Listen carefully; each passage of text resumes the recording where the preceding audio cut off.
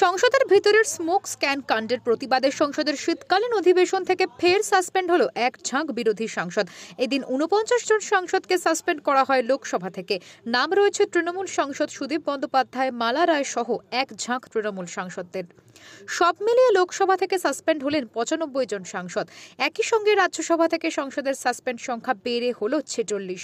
সব মিলিয়ে সংসদের শীতকালীন অধিবেশনের শেষ 3 দিনে সাসপেন্ড হলেন 141 জন সাংসদ। বিরোধী সাংসদের সাসপেন্ড প্রসঙ্গে কংগ্রেস সভাধিপতি তথা লোকসভার বিরোধী দলনেতা অধীর রঞ্জন চৌধুরী বিজেপিকে আক্রমণ করে বলেন, সংসদের স্বৈরতন্ত্র চলছে। See, in a single word I can say that it is nothing but an anarchy being played inside the parliament. Anarchy being played inside the parliament.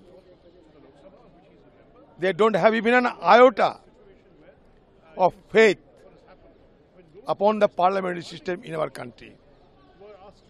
So that is why it is nothing but an anarchy. একই সঙ্গে লোকসভায় দেশের স্বরাষ্ট্রমন্ত্রীর বিবৃতি না পাওয়া পর্যন্ত প্রতিবাদ চলবে বলে জানিয়ে দিয়েছেন সাংসদ ফারুক আব্দুল্লাহ।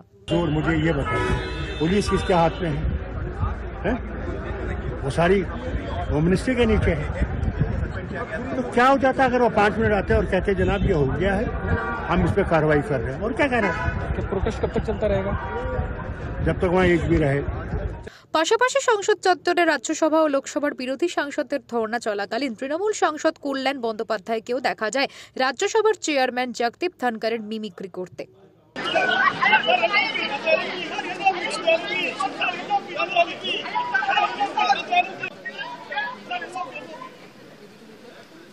কার্যত সব মিলিয়ে সংসদের শীতকালীন অধিবেশন সরগরম হয়ে উঠল। ব্যুরো রিপোর্ট, ওঙ্কার বাংলা।